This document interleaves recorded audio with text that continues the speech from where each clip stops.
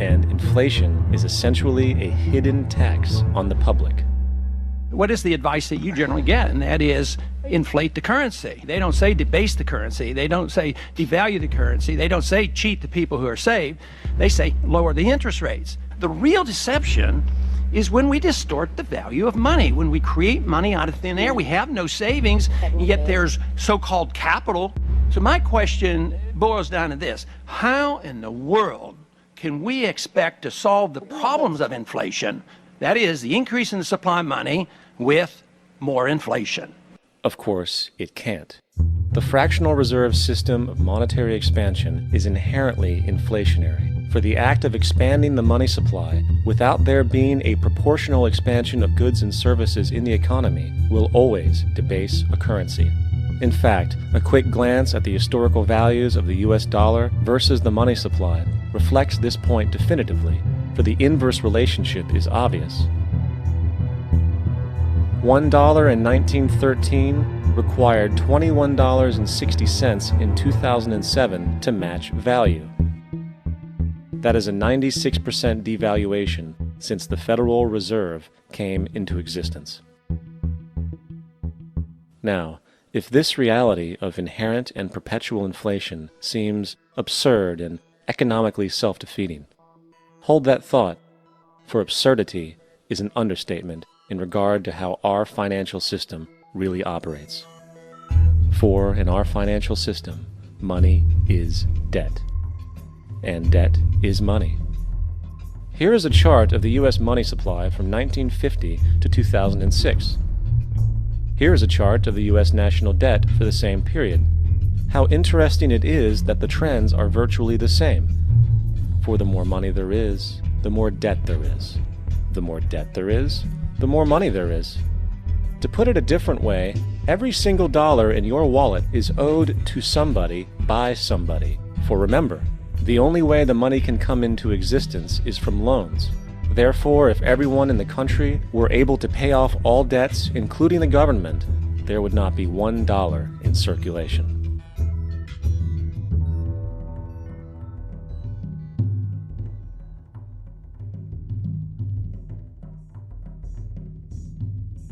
In fact, the last time in American history the national debt was completely paid off was in 1835, after President Andrew Jackson shut down the central bank that preceded the Federal Reserve.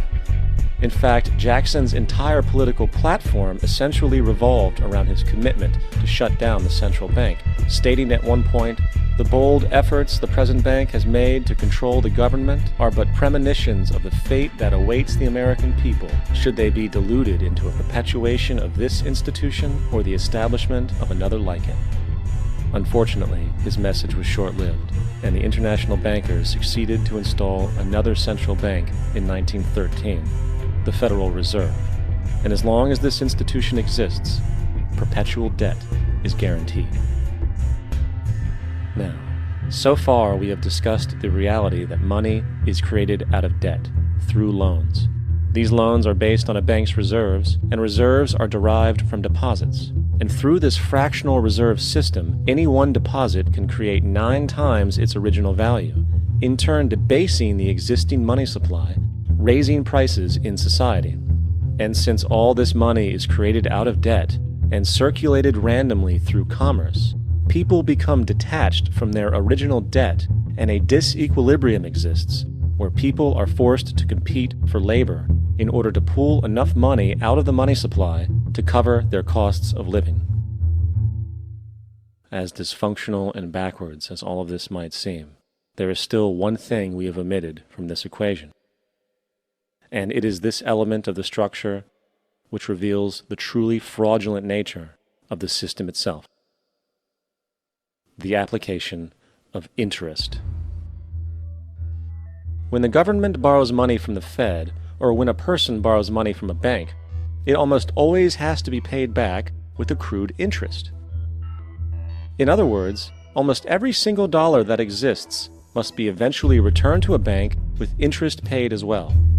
But if all money is borrowed from the central bank and is expanded by commercial banks through loans, only what would be referred to as the principal is being created in the money supply. So then, where is the money to cover all of the interest that is charged? Nowhere. It doesn't exist. The ramifications of this are staggering, for the amount of money owed back to the banks will always exceed the amount of money that is available in circulation. This is why inflation is a constant in the economy, for new money is always needed to help cover the perpetual deficit built into the system, caused by the need to pay the interest. What this also means is that mathematically, defaults and bankruptcy are literally built into the system, and there will always be poor pockets of society that get the short end of the stick. An analogy would be a game of musical chairs, for once the music stops, somebody is left out to dry. And that's the point. It invariably transfers true wealth from the individual to the banks. For if you are unable to pay for your mortgage, they will take your property. This is particularly enraging when you realize that not only is such a default inevitable due to the fractional reserve practice, but also because of the fact that the money that the bank loaned to you didn't even legally exist in the first place. In 1969, there was a Minnesota court case involving a man named Jerome Daly, who was challenging the foreclosure of his home by the bank which provided the loan to purchase it. His argument was that the mortgage contract required both parties, being he and the bank, each put up a legitimate form of property for the exchange. In legal language, this is called consideration. Mr. Daly explained that the money was, in fact, not the property of the bank, for it was created out of nothing as soon as the loan agreement was signed. Remember what modern money mechanics stated about loans? What they do when they make loans is to accept promissory notes in exchange for credits. Reserves are unchanged by the loan transactions, but deposit credits constitute new additions to the total deposits of the banking system. In other words, the money doesn't come out of their existing assets. The bank is simply inventing it, putting up nothing of its own, except for a theoretical liability on paper.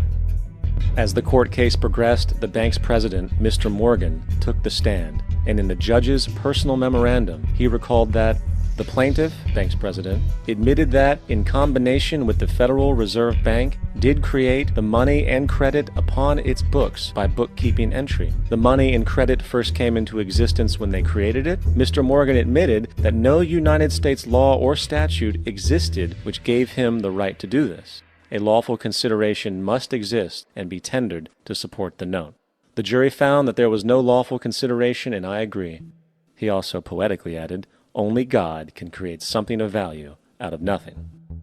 And upon this revelation, the court rejected the bank's claim for foreclosure, and Daly kept his home. The implications of this court decision are immense. For every time you borrow money from a bank, whether it is a mortgage loan or a credit card charge, the money given to you is not only counterfeit, it is an illegitimate form of consideration, and hence voids the contract to repay, for the bank never had the money as property to begin with. Unfortunately, such legal realizations are suppressed and ignored, and the game of perpetual wealth transfer and perpetual debt continues. And this brings us to the ultimate question: why? During the American Civil War, President Lincoln bypassed the high-interest loans offered by the European banks and decided to do what the Founding Fathers advocated, which was to create an independent and inherently debt-free currency. It was called the greenback. Shortly after this measure was taken, an internal document circulated between private British and American banking interests stated, "Slavery is but the owning of labor, and carries with it the care of laborers, while the European plan is that capital shall control labor by controlling wages. This can be done by controlling the money. It will not do to allow the greenback, as we cannot control that."